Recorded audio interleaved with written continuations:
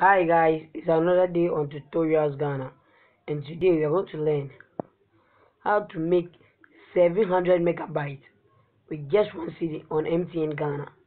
700 megabytes with just one Cedi on MTN Ghana. Let's start now.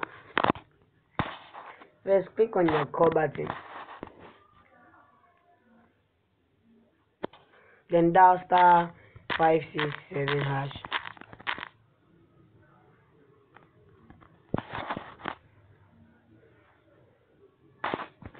Then select option 1, which is Mashup for Self.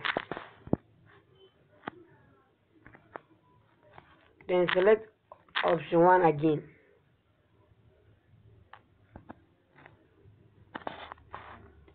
Then you go to option 2.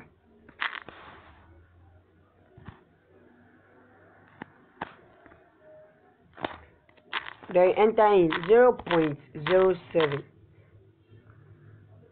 which is 7 pesos. Then send.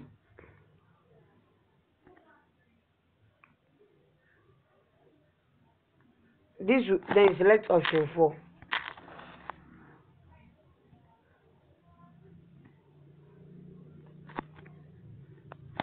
Then option 1.